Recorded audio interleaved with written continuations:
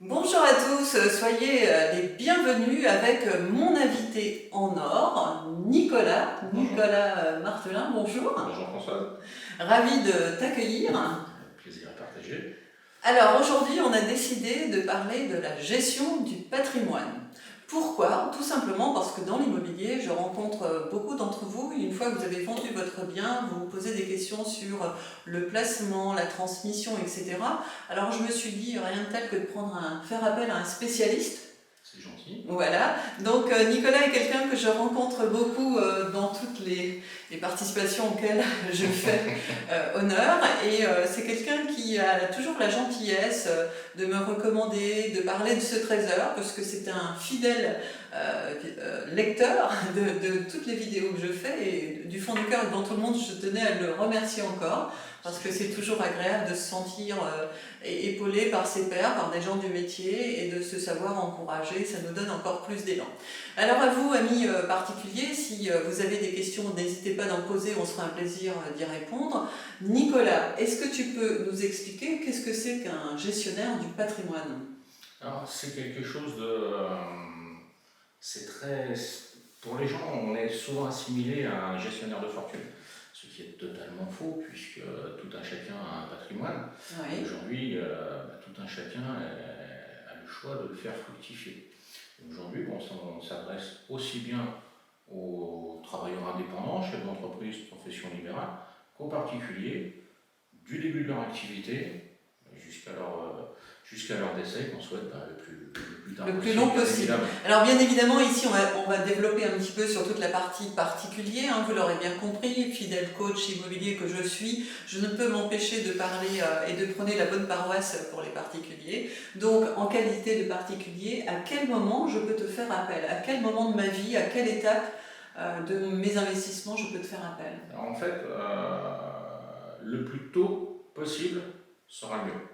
Parce qu'aujourd'hui, il faut bien comprendre qu'un investissement immobilier, c'est quelque chose qui se réfléchit.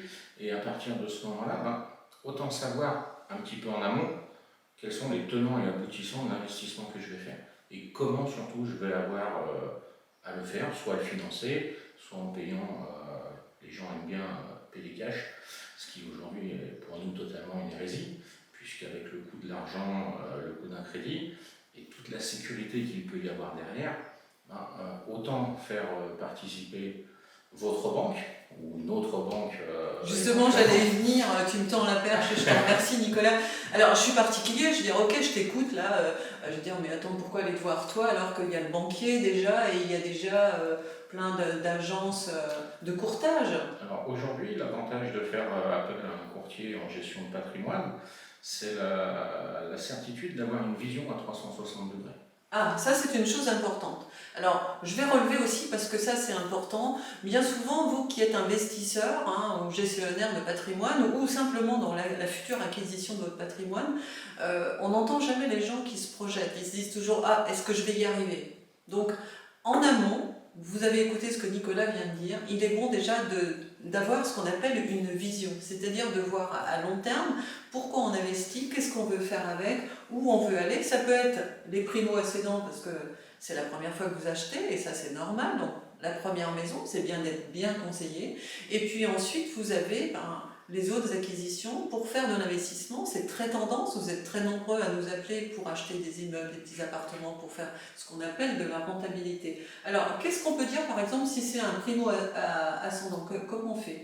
La première chose, ça va être de comprendre déjà quelle est la composition de sa famille.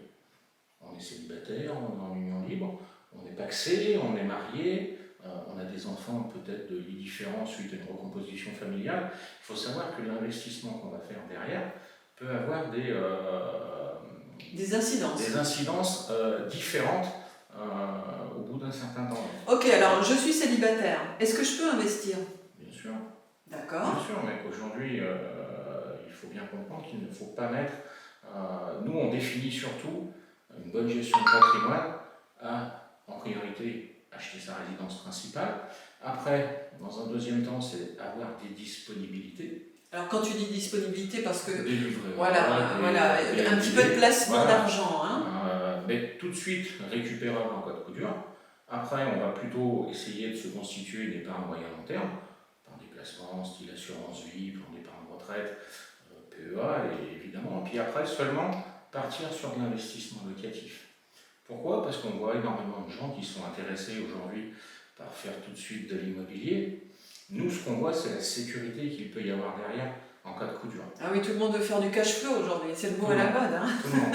Mais si on n'est pas passé par ces différentes cases, à savoir, nous, c'est ce qu'on appelle, c'est des amortisseurs. La disponibilité, c'est de l'amortisseur. C'est comme dans une entreprise, il faut déjà avoir un fonds de roulement, avoir une assise, un coussin, comme on dit, pour pouvoir ensuite se permettre d'investir. C'est ça que tu nous donnes comme conseil. Ça, c'est important parce qu'à partir du moment où il nous arrive un accident de parcours, on perd son travail, on a un locataire qui ne nous paye pas, on peut se retrouver dans une immense détresse ou une immense difficulté si on n'a pas ces disponibilités qui nous permettent d'amortir le choc sur 6, 8 mois, voire un an. Ok. Donc c'est le premier conseil qu'on peut donner, c'est déjà de se créer cette disponibilité si on en a pas. Ok, je passe par toi, Nicolas, et demain j'ai envie d'investir. Est-ce que tu peux, en qualité de gestionnaire de patrimoine, me recommander des partenaires pour pouvoir développer mon projet? Jusqu'où tu m'accompagnes? Comment ça se passe? Je viens à ta porte, comment ça se passe? Alors aujourd'hui, la première étape, c'est qu'on va faire une découverte de tes besoins, de la composition de ta famille et de tes objectifs moyen-long terme.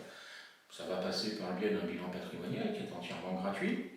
Et en fait, on va essayer sur différents thèmes, la transmission de patrimoine, la prévoyance, la retraite, la fiscalité, on va essayer de te définir ce qu'on appelle une vision, une situation idéale, entre guillemets, génial, ce que tu souhaites à plus ou moins long terme. Et puis, on va regarder ce que tu as mis en corrélation, c'est-à-dire la situation actuelle. Et notre métier à nous, ça va être d'essayer de gommer les différences qu'il pourrait y avoir entre ces deux situations. Et derrière, ça va déboucher sur une solution qu'on essaye d'être la plus proche possible de ce que tu souhaites, et en adéquation avec la composition du patrimoine dont on a parlé, et on va essayer de te trouver une solution qui peut être immobilière, et auquel cas, si c'est une solution immobilière, on travaille avec plus de 100 partenaires en France, et ça nous donne accès à 50 000 biens répartis sur tout le territoire. Évidemment, il fait appel à des coachs, hein, on est bien d'accord. Évidemment.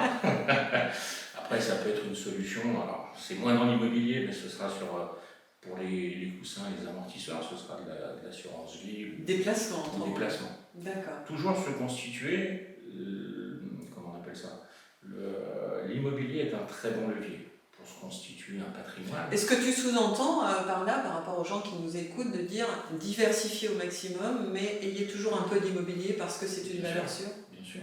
Et même aujourd'hui en état de crise? Et même aujourd'hui, on est obligé d'être diversifié parce qu'au moment d'une crise, on sait très bien que toutes les classes d'actifs n'auront pas le même impact à un instant T. On sait très bien que ça va suivre, mais ça nous laisse le temps pour justement pouvoir réactualiser certaines choses. On a vu notamment dernièrement dans les monnaies virtuelles, pour ne pas les citer, un effondrement dans certaines monnaies.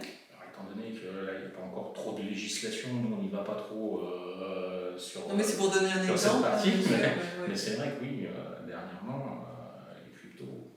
Il faut faire attention donc à bien équilibrer. Maintenant, je suis jeune, parce que je suis aussi suivie par beaucoup de jeunes à travers mes trésors de l'IMO, vu leurs témoignages. Un jeune vient taper à ta porte. Comment tu vas le conseiller? Qu'est-ce que tu vas lui dire? Alors en fait, on va déjà analyser comment il se voit à plus ou moins... à long terme, à plus ou moins long terme. Alors, les jeunes n'ont pas cette vision long terme, donc on va l'oublier. Mais dans un court terme. Dans un court terme, à 10-15 ans par exemple. Alors, est-ce qu'il a envie de se marier? Est-ce qu'il a envie d'avoir des enfants? Ce sont des choses qui sont importantes parce que, concrètes, bien sûr. En fonction de ses choix ou de ses envies qu'il réalisera ou pas, on va partir sur des solutions beaucoup plus adaptées à lui que peut-être une solution qui pourrait le contraindre sur un temps assez long. Alors en résumé, si je comprends bien, quand on fait appel à un gestionnaire de patrimoine, c'est avant tout déjà un premier entretien, un premier rendez-vous généreux, gratuit, où on va vraiment découvrir. C'est vraiment un rendez-vous de découverte. Et suite à cette découverte, donc tu vas pouvoir intervenir dans un ou plusieurs domaines. Comment ça se passe ensuite? Est-ce que tu fais un contrat? Est-ce que c'est un devis? Est-ce que tu peux expliquer un petit peu comment ça se passe? En fait, à l'issue du bilan patrimonial, pour atteindre sa situation entre guillemets idéale, on va lui apporter des solutions à plus ou moins long terme. Et ces solutions, forcément, elles vont déboucher sur quelque chose. Alors nous, on fait un petit peu le lien en tant que gestionnaire de patrimoine entre les banquiers, les assureurs, les notaires, les experts comptables quand il y a une partie professionnelle, et puis d'autres structures. Et en fait, au bout de cette solution, oui, il y aura un contrat qui pourra être, si c'est un investissement immobilier, avec un promoteur, avec une banque pour tout ce qui va être prêt, avec forcément une délégation d'assurance chez un assureur. Aujourd'hui, nous, on travaille avec 85 partenaires, aussi bien bancaires que... Je pose plein de questions comme ça parce que j'imagine que vous, derrière votre petit écran, vous posez des questions sur ce métier de gestionnaire de patrimoine qui est connu mais qui n'est pas usité, utilisé, qui peut faire peur quand on le méconnaît. Regardez la bonne bouille de Nicolas, on ne veut pas faire peur, c'est pas possible. Il n'y a rien de plus gentil que Nicolas, donc j'ai envie de dire, n'hésitez pas à aller le voir et le solliciter. Si je te posais toutes ces questions-là, c'est pour savoir, les gens qui viennent te voir, combien ça va leur coûter. Donc on a compris le premier rendez-vous gratos, et puis après, le deuxième est gratuit aussi, mais tu te fais financer à travers des actions de placement. Vous êtes des mandataires. Ouais, c'est ça. On est rémunéré. C'est un pourcentage en fait. Compagnie, mais on est rémunéré de la même façon, quelle que soit la compagnie. D'accord. Donc après, c'est vraiment de trouver la meilleure solution pour le client. Ça, c'est une chose importante, si vous l'avez bien entendu, trouver la meilleure solution pour nos clients. Et Dieu sait qu'aujourd'hui, il est bon de se faire accompagner et surtout de bien se faire conseiller, parce qu'avec la mouvance, cette crise économique qui s'installe fortement et un peu violemment dans certains domaines, le fait d'avoir des personnes de qualité, des personnes d'expérience, parce que voilà, déjà un petit moment tu es installé sur le secteur. Oui, ça fait déjà un petit moment. J'ai été ton confrère pendant 3 ans, quasiment, juste avant de rejoindre ce métier. J'étais directeur dans l'agroalimentaire. Oui, donc une belle expérience derrière qui permet vraiment d'asseoir des connaissances qui font qu'aujourd'hui, il peut vous apporter conseil. Est-ce qu'on a d'autres choses à apporter, d'autres conseils à leur donner pour terminer? Alors en fait, il ne faut pas avoir peur, il faut se lancer et il ne faut pas hésiter à faire appel à quelqu'un comme moi. Apprenez à avoir de la vision, si on peut conclure comme ça. C'est important. On a souvent un slogan, nous, c'est rêver grand, commencer petit, mais surtout, il faut commencer. Voilà, je crois que ce sera le mot de la fin, la conclusion de ce beau trésor de l'IMO, bien évidemment. Commencer petit pour devenir grand, ça peut être aussi un bon conseil dans l'investissement, dans votre patrimoine futur. N'ayez pas peur, au contraire, plus votre vision sera à long terme, plus elle sera belle, parce que le chemin sera tout tracé, tout dessiné, et puis vous aurez la chance d'être bien accompagné, notamment par Nicolas Martelin. En tout cas, c'est les petites notions que je voulais apporter sur le gestionnaire de patrimoine aujourd'hui. Ça m'a semblé important de vous l'apporter pour vous montrer que, quelles que soient les situations, vous avez toujours une solution. Nicolas, quelque chose à rajouter ? Non, je pense que tu as bien résumé mon métier. Très bien. Eh bien, écoute, il me reste à te remercier. Merci de ton invitation, c'est pas quelque chose de facile, mais c'est ce que tout le monde me dit, mais je trouve que tout le monde se débrouille bien, malgré qu'à chaque fois. C'est gentil. On essaye de le faire de la manière la plus naturelle possible, de manière à ce qu'on puisse passer les bonnes informations. À vous, amis particuliers, merci encore de m'être fidèles, de me suivre à travers ces trésors. N'hésitez pas à m'envoyer s'il y a des sujets qui vous intéressent à développer, parce que je me ferai un plaisir de le faire. Je vous rappelle que le trésor de l'IMO, c'est tous les jeudis à 13h. Fidèle à moi-même, quels que soient les jours, les semaines qui défilent, je suis toujours là. Et puis je vous dis bonne continuation.